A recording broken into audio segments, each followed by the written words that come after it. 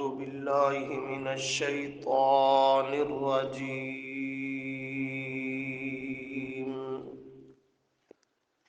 بسم الله الرحمن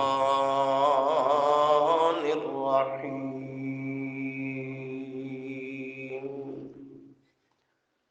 وقل الحمد لله الذي لم يتخذ ولدا ولم يكن له شريك في الملك ولم يكن له ولي من الذل وكبره تكبيرا. صدق الله العظيم.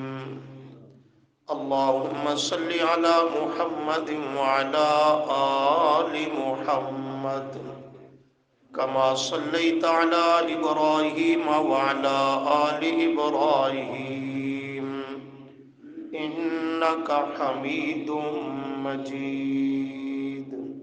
اللهم بارك على محمد وعلى آل محمد كما باركت على إبراهيم وعلى آل إبراهيم إنك حميد مجيد. استغفر اللہ لا حول ولا قوة الا باللہ. آج کا سبق سورہ بنی اسرائیل کی آخری آیت کے متعلق ہے. سورہ بنی اسرائیل میں اللہ تعالیٰ نے مختلف مضامین کو انسانیت کی رشد و ہدایت کے لیے بیان فرمایا. آیات توحید بھی، آیات معجزہ بھی، دیگر تخویفات، تبشیرات کو ذکر کیا.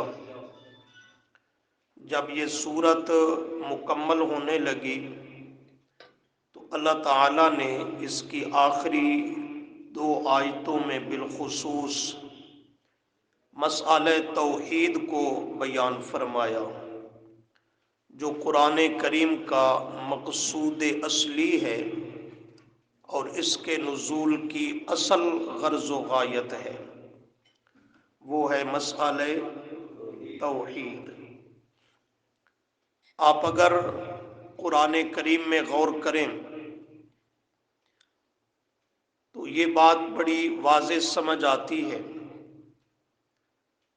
کہ سورت کی ابتدا میں، سورت کے درمیان میں جو بھی اللہ مسائل بیان فرماتا رہے، جب بھی سورت کو مکمل کرنے لگتا ہے، اس کا اینڈ کرنے لگتا ہے، تو بات توحید پہ مکمل ہوتی ہے. یہ نقطہ ذہن میں رکھ کر پورے قرآن کو دیکھیں. سورت کا اختتام اور تکمیل اور اس کی آخری آیت وہ مسئلہ توحید پر ہوگی. اس سے یہ قرآن ہمیں سمجھاتا ہے کہ سورت کے شروع میں، درمیان میں، پوری سورت میں جو بھی مسائل بیان ہوتے رہیں وہ سب ذیلی مسائل ہیں، ضمنی مسائل ہیں، لیکن مقصود وہ لا الہ الا اللہ ہے.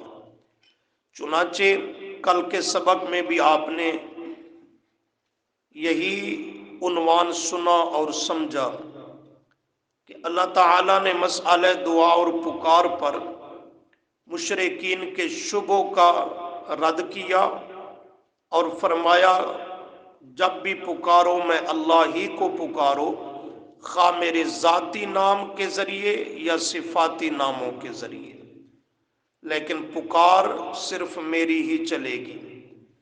اور آج کے سبق کی آیت میں بھی اپنے وحدہ لا شریک ہونے کا اور اپنی کبریائی اور بڑائی کا نبی کریم صلی اللہ علیہ وسلم کے ذریعے اعلان کروایا. فرمایا وَقُلْ، کرو مانا، اور فرما دیجئے الحمدللہ،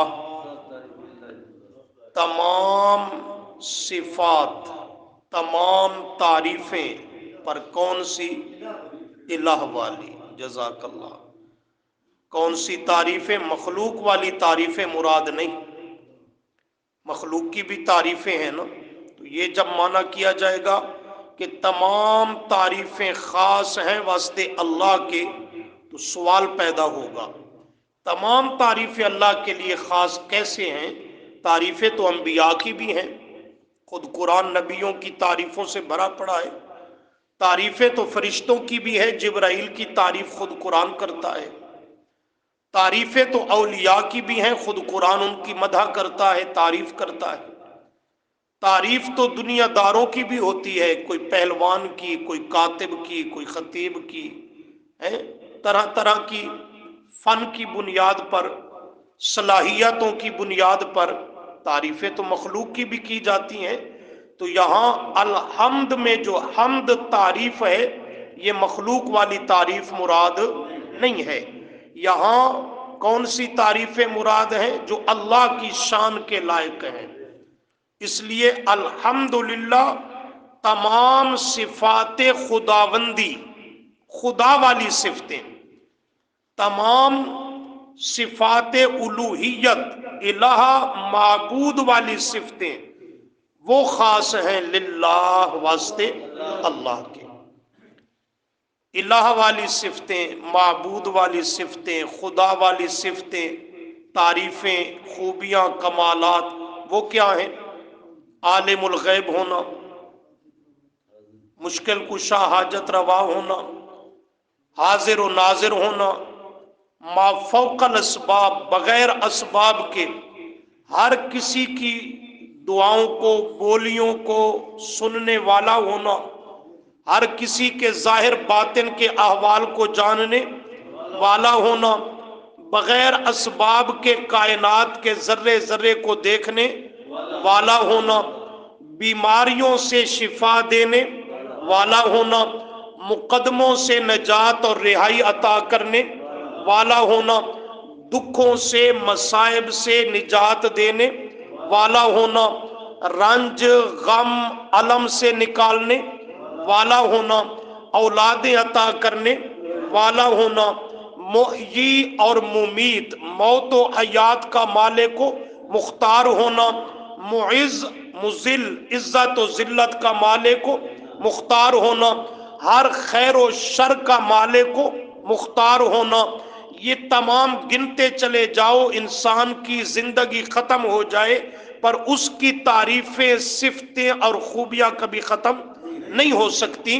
वो अनगिनत और बेशुमार हैं। तो ये वो तारीफें हैं, ये वो सिफतें हैं, ये वो खूबियां हैं, ये वो कमालात हैं कि जो लिल्लाह खास हैं वास्ते अल्लाह के, कि इनमें कायनात की कोई हस्ती शरीक नहीं। कोई नबी हो, वली हो, इमाम हो, बुजुर्ग हो, जिन हो, फरिश्ता हो, जिंदा हो, मुर्दा हो, वो अल्लाह की तारीफों में और खूबियां और कमालात में शरीक नहीं है। वो अपनी सिफात में वहदहू ला शरीक है। ये माना है अल्हम्दुलिल्लाह। नमाज में सूरह फातिहा पढ़ते हो, कहां से शुरू करते हो? जरा ज़ौक से पढ़ो ना, तिलावत की नियत से। हर हर्फ पे 10-10 नेकियां भी कमाओ ना। कहां से सूरह फातिहा शुरू करते हो? अल्हम्दुलिल्लाह। ये भी वही अल्हम्दुलिल्लाह है सबक की आयत में। वहां नमाजी सूरह फातिहा के पहले जुमले में रब से अहद करता है कि या अल्लाह, तेरी तमाम सिफतें, तेरी तमाम खूबियां, कमालात और तारीफें, हमदें लिल्लाह, वो खास तेरे लिए हैं। तेरी तारीफों में मैं किसी को शरीक, हिस्सादार नहीं बनाऊंगा। नमाज से बाहर निकल के कहता है नबी वली भी आलिमुल गैब है? इमाम बुजुर्ग भी मुश्किल कुशा हाजत रवा है। कब्रों वाले जो मौत का जाम पीकर दुनिया से भी चले गए, कई मन मट्टी के नीचे चले गए, वो भी बगैर असबाब के, कि असबाब तो मौत ने छीन लिए थे। सुनते भी हैं, देखते भी हैं, जानते भी हैं, पहचानते भी हैं, सलाम का जवाब भी देते हैं, یہ سارے ما فوق الاسباب ان کے کمالات تسلیم کر بیٹھا ہے۔ امام بری کو بھی آواز دیتا ہے میری کھوٹی قسمت کرو کھری۔ تو یہ نماز کو سمجھ کے نہیں پڑھتا، یہ نادان بیچارہ جاہل ہے۔ نماز کے الفاظ وہ تو رٹا لگا کے یاد کر لیے، لیکن اس کے معنی مفہوم کا اتا پتہ ککھ نہیں ہے۔ اگر نماز کو بھی سمجھ کے پڑھ لے، معنی مفہوم کا واقف ہو جائے، تو یہ مر سکتا ہے، کبھی رب سے بغاوت اور شرک نہیں کر سکتا۔ لیکن جہالت اتنی غالب ہے کہ نماز کے معنی سے بھی واقف نہیں ہے، وگرنہ معنی جانتا سمجھتا ہوتا تو عقل سے کام لیتا کہ سورہ فاتحہ نماز کی ہر رکعت میں پڑھتا ہوں، فرض پڑھوں، نفل پڑھوں، سنت پڑھوں، وتر واجب پڑھوں، جو بھی پڑھوں، ہر رکعت میں سورہ فاتحہ موجود ہے۔ ہاں امام کے پیچھے ہے تو پھر نہیں پڑھے گا، پھر وظیفہ امام کا ہے قرات کرنا۔ تو یہ ہر رکعت میں فاتحہ پڑھ کر اس کے پہلے جملے میں اللہ سے وعدہ کر رہا ہے الحمدللہ، تمام تعریفیں الہ اور معبود والی وہ خاص ہیں واسطے اللہ کے۔ تو یہاں بھی وہی بات آ رہی ہے وَقُلْ، اور فرما دیجئے الحمد، تمام حمد کا معنی تعریف، تمام تعریفیں، تمام صفتیں، خوبیاں، کمالات للہ۔ یہ للہ کا پہلا لام جو ہے جس کے نیچے زیر ہے، اس لام کا معنی ہے خاص ہیں۔ یہ لام کا معنی کیا ہے؟ خاص ہیں۔ یہ ہے اللام للاختصاص، یہ خاصے کا معنی اور فائدہ دے رہا ہے۔ تو معنی تمام صفات کارسازیہ، صفات خداوندی وہ خاص ہیں واسطے اللہ کے۔ تو اللہ کے لیے وہ تب بھی خاص رہیں گی کہ اس میں کوئی دوسرا شریک نہ مانا جائے۔ اگر کوئی اور ہستی اس میں شریک تسلیم کر لی جائے پھر وہ اللہ کے ساتھ خاص نہیں رہیں گی، پھر تو اس میں تقسیم ہو گیا۔ فرمایا تمام صفتیں الہ والی خاص ہیں واسطے اللہ کے۔ کون اللہ؟ اللہ زی وہ ذات، اللہ زی وہ ذات لم یتخذ کہ جس نے نہیں بنایا، والدن بیٹا، والدن کوئی بیٹا، لفظی معنی کوئی بیٹا نہیں بنایا۔ اس پر کئی مرتبہ گفتگو ہو چکی ہے۔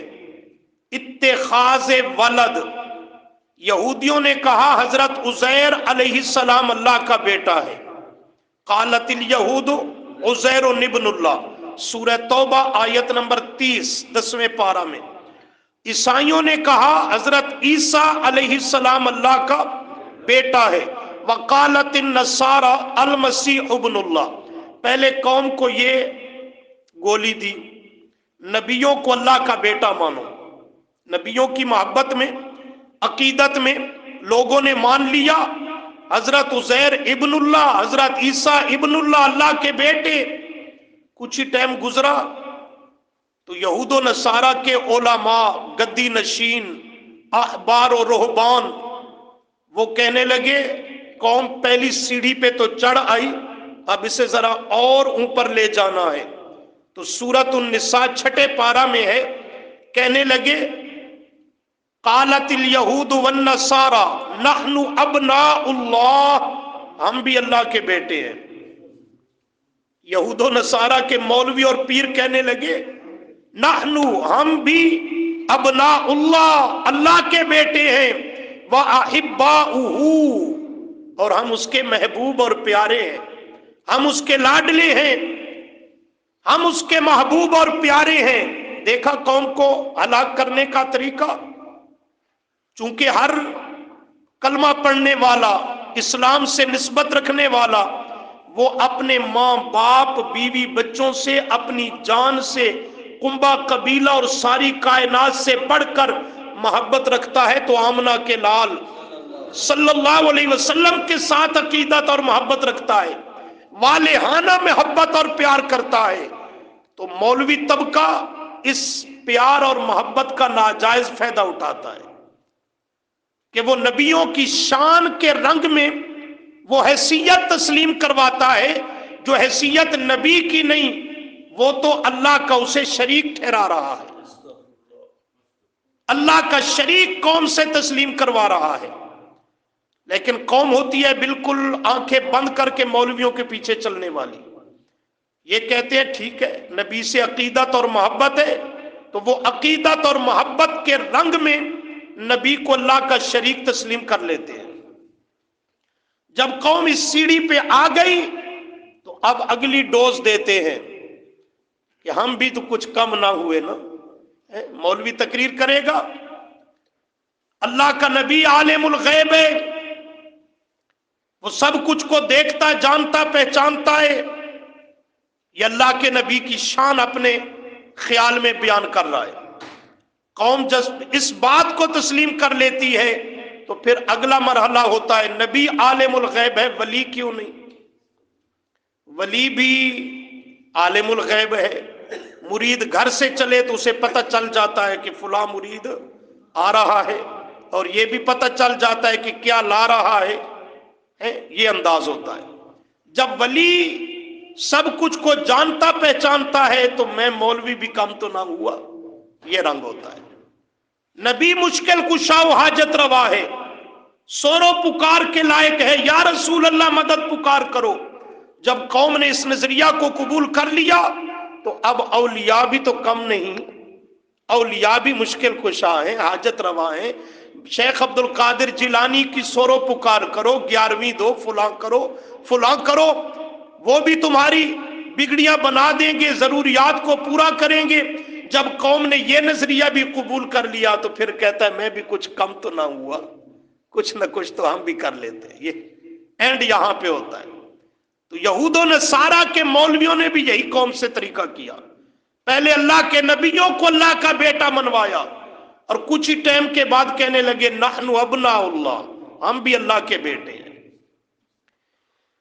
اس کا قرآن کریم نے جا بجا ذکر کیا اور رد کیا، لیکن ہمارے سمجھنے کی بات اس میں یہ ہے، یہ جو یہودیوں نے کہا عزیر اللہ کا بیٹا ہے، عیسائیوں نے کہا حضرت عیسیٰ اللہ کا، سمجھے اس نقطے کو، بیٹا ہے، کیا خیال ہے ان کا؟ کیا نظریہ اور خیال تھا کہ اللہ نے شادی کی ہے، اس سے وظیفہ ازدواجی قائم کیا، پھر اس کو امید ہوئی، پھر اس کو بچہ جنم دیا، اس نے جنا، اور اس کا نام عزیر رکھا گیا، اس کا نام عیسیٰ رکھا گیا؟ نہیں، یہ نظریہ قطعاً نہیں، کسی دور کے کافر اور مشرک کا بھی یہ نظریہ نہیں رہا۔ ایک ہوتا ہے بیٹا ہونا، ایک ہوتا ہے بنا لینا، یہ فرق سمجھ میں آتا ہے؟ یہاں بھی لفظ کیا ہے؟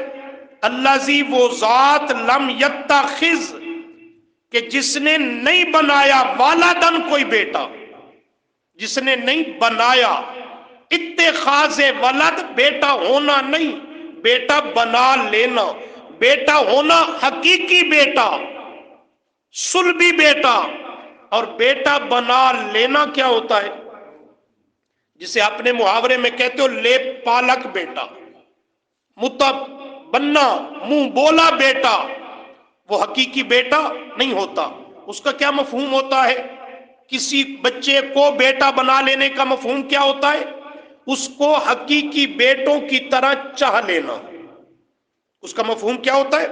حقیقی بیٹوں کی طرح اسے چاہنا، حقیقی بیٹوں کی طرح اس کے ساتھ معاملہ اور سلوک کرنا، حقیقی بیٹوں جیسا اسے بنا لینا۔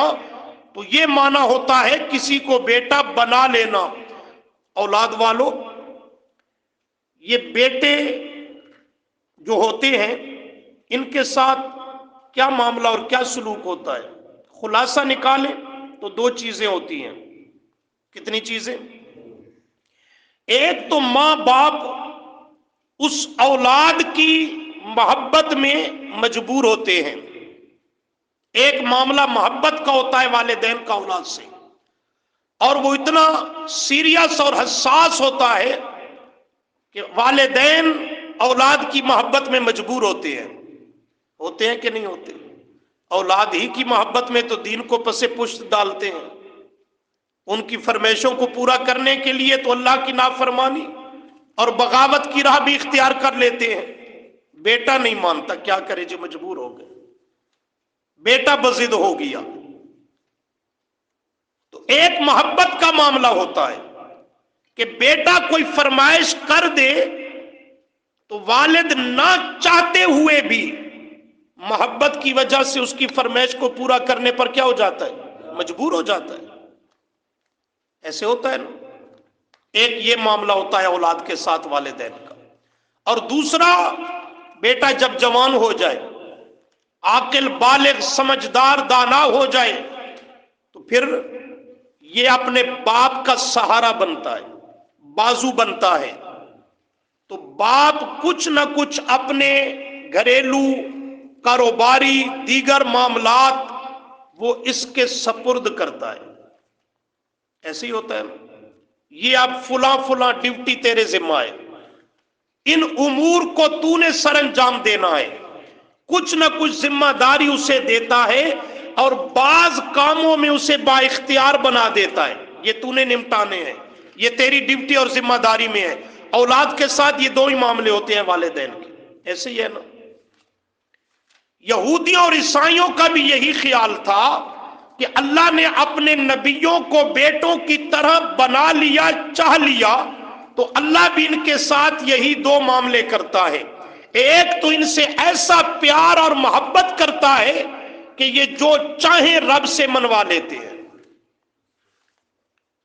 رب سے جو چاہیں منوا لیتے ہیں۔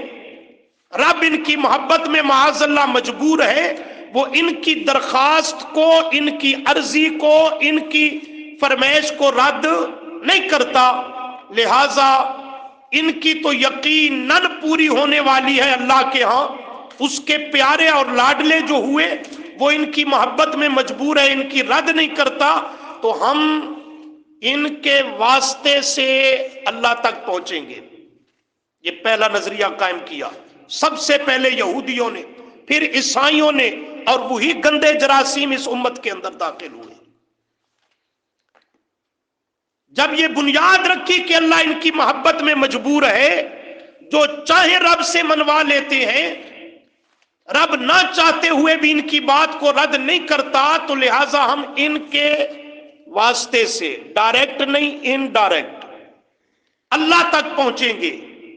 پھر قوم کو نظریہ دیا، ہماری سنتا نہیں، ان کی ٹالتا نہیں۔ یہ آج تو نہیں نا سنتے یہ جملے، یہ وہی یہودیت والی ذہنیت ہے، ہماری سنتا نہیں، ان کی رد نہیں کرتا، ان کی موڑتا اور ٹالتا نہیں، لہذا ہماری ان کے آگے اور ان کی اللہ کے آگے، یہ ذہن چلا۔ اور اسی کو مشرکین مکہ نے بھی لیا۔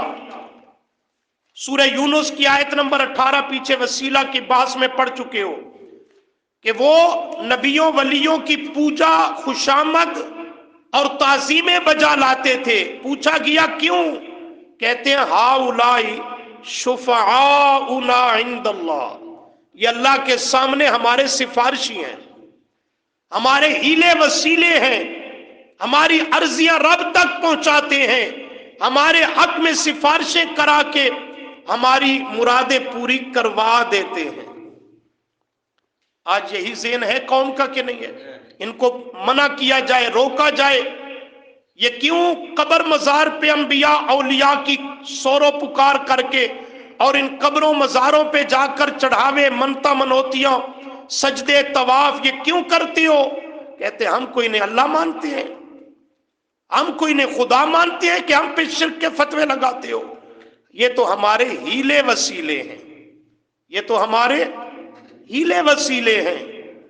ان کو کہو ہم فتویٰ نہیں لگاتے، لیکن یہ سبق یہودیوں والا پڑھ رہے ہو، اتنی بات یقینی ہے۔ پھر آگے سے مثالیں دیں گے، تم ہیلوں وسیلوں کو نہیں مانتے، دیکھتے نہیں ہو چھت پہ بھی چڑھنے کے لیے سیڑھی کی ضرورت ہے؟ یہ آگے سے دلیل آتی ہے، اس کو پوچھو بھئی یہ کس آیت کا ترجمہ ہے؟ چھت پہ چڑھنے کے لیے سیڑھی کی ضرورت ہے، سینئر سے ملنے کے لیے جونیئر کی ضرورت ہے، یہ کس آیت کا ترجمہ ہے؟ ویسے یہ بات تو ٹھیک ہے، چھت پہ چڑھنے کے لیے سیڑھی کی ضرورت ہے، لیکن مشرک عقل کا بہت ناقص ہوتا ہے، کھوٹا ہوتا ہے، وہ بات کرتا پہلے ہے سوچتا بعد میں ہے۔ یہاں بھی مثال تو دی کہ چھت پہ چڑھنے کے لیے سیڑھی کی ضرورت ہے، یہ بات تو ٹھیک ہے، لیکن اس کی فٹنگ غلط کر رہا ہے۔ چھت پہ چڑھنے کے لیے سیڑھی کی اس لیے ضرورت ہے کہ میں نیچے کھڑا ہوں، چھت مجھ سے 14 فٹ 15 فٹ بلندی ہائٹ پر ہے، فاصلہ یہ میں نے طے کرنا ہے، بغیر سیڑھی کے طے کر سکتا نہیں۔ جس رب سے میرا اور آپ کا معاملہ ہے وہ بھی اتنی دوری پہ اور فاصلے پہ رہتا ہے۔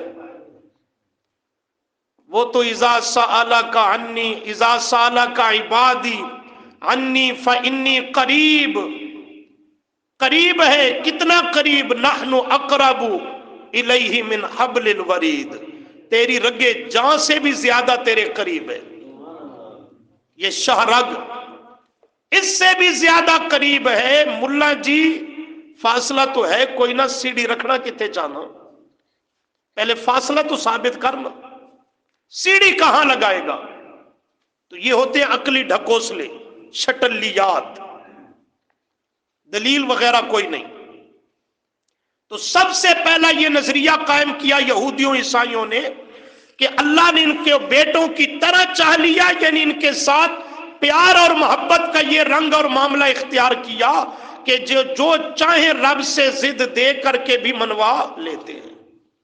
ان کو دھوکہ یہاں سے لگا کہ جیسے ہماری اولادیں ہم سے منوا لیتی ہیں، ہم ان کی محبت میں مجبور ہیں، تو اللہ بھی ایسی ہی شاید اپنے نبیوں سے محبت کرتا ہے۔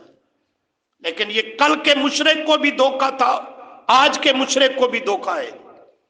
اللہ اپنے پیاروں سے پیار کرتا ہے، محبت کرتا ہے، اور جمیع کائنات اور مخلوقات میں سب سے زیادہ اللہ کو محبت اور اس کی محبت کا محور اور مرکز وہ آمنہ کا لال ہے صلی اللہ علیہ وسلم۔ لیکن اللہ وہ محبت نہیں کرتا جو ہم مخلوق ایک دوسرے سے یا اپنے رشتوں سے محبت کرتے ہیں۔ اللہ ہماری والی محبت کیوں؟ اس لیے کہ مخلوق کی محبت میں جو مخلوق ایک دوسرے سے کرتی ہے نری کمزوری ہے، ایسے ہے کہ نہیں ہے؟ کمزوری ہے۔ اللہ کی محبت میں نری شاہزوری ہے۔ ہماری محبت میں عاجزی، بے بسی، لاچاری ہے کہ دل کی یہ بوٹی بھی اپنے قابو میں نہیں رہی، لیکن وہ محبت کرنے کے باوجود الصمد بے نیاز ہے، بے پرواہ ہے۔ تو اپنی محبت پہ اسے قیاس کیا تو دھوکہ کھا بیٹھا۔ ہم جیسے محبت کرتے ہیں کسی سے تو اس کی محبت میں مجبور ہو جاتے ہیں، اس کی ناراضگی برداشت نہیں کر سکتے۔ اللہ جو اپنے نبیوں سے محبت کرتا ہے شاید وہ بھی ایسی محبت کرتا ہے کہ ان کی محبت میں معاذ اللہ مجبور ہو جاتا ہے، لیکن اللہ ایسی محبت کرنے سے پاک ذات ہے۔ محبت کرتا ہے لیکن محبت کے باوجود بے نیاز رہتا ہے، محبت کرتا ہے، محبت کے باوجود وہ مجبور نہیں، الجبار المتکبر رہتا ہے، القہار رہتا ہے۔ اللہ کی محبت کا معنی یہ ہے کہ وہ جس سے پیار اور محبت کرتا ہے اس کی نیکیوں کو قبول کرتا ہے، گناہوں سے درگزر کرتا ہے، اس کی عزت اور عظمت کو بلند و برتر کرتا ہے، اور اس کو مقبول بارگاہ بنا لیتا ہے، آخرت میں اس کی کامل نجات اور بخشش کر دیتا ہے۔ یہ رب کی محبت کا رنگ ہے۔ مخلوق والی محبت وہ اپنے پیاروں سے نہیں کیا کرتا۔ اور دوسرا کہ جب بیٹا جوان ہو جائے تو والد اپنے کچھ نہ کچھ اختیارات اس کے سپرد کر دیتا ہے۔ وہ کہتے ہیں حضرت عزیر عیسیٰ کو بھی اللہ نے بیٹوں کی طرح چاہ لیا، لہٰذا اللہ نے اپنے کچھ اختیارات ان کے حوالے کر دیے۔ کسی کی بگڑی بنانی ہو، پیٹ کا درد دور کرنا ہو، اولاد دینی ہو، ملازمت جاب نہ مل رہی ہو وہ مشکل کشائی کرنی ہو، یہ چھوٹے چھوٹے کام امور حقیرہ یہ اللہ اپنے نبیوں ولیوں کے سپرد کر دیتا ہے۔ بیٹوں کی طرح جو چاہ لیا لہٰذا یہ کچھ ڈیوٹی تم بھی سنبھالو۔ یہ نہیں سوچا کہ باپ اولاد جمع ہو جائے تو اس کو تب کچھ کام سونپ دیتی ہے کہ وہ جو ذمہ داری اٹھایا ہوا ہے اب اس کے کندھے اس کو برداشت نہیں کر سکتے، وہ اس میں مجبور ہو جاتا ہے، تو اپنا بوجھ اور وزن بانٹنے کے لیے، کم کرنے کے لیے جوان اولاد کے سپرد بعض چیزیں کر دیتا ہے۔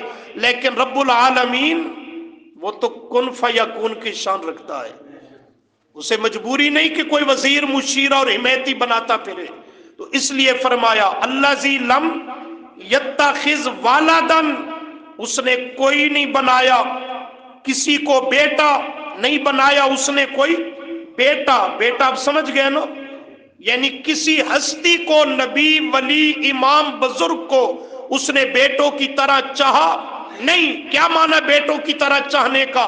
وہ دو چیزیں ذہن میں رکھو، وہ کسی کی محبت میں بھی مجبور نہیں کہ اس کی عرضی اور دعا التجا کو رد نہ کر سکے، اور اس نے کسی کو اپنے کچھ اختیارات بھی سونپے نہیں۔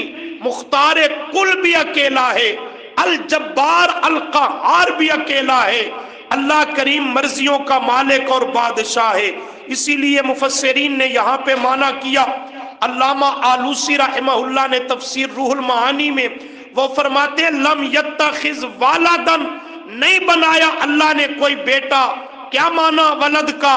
فرماتے ہیں اے نائبم متصرفن فی الامور، اللہ نے اپنا کوئی نائب نہیں بنایا کہ جانشین اور نائب بنایا ہو اور کچھ امور اور اختیارات اس کے سپرد حوالے کیے ہوں۔ اللہ نے ایسی شان کسی ہستی کی نہیں بنائی اور نہ ہی اسے بنانے کی ضرورت ہے۔ اللہ تعالی عمل کی توفیق عطا فرمائے۔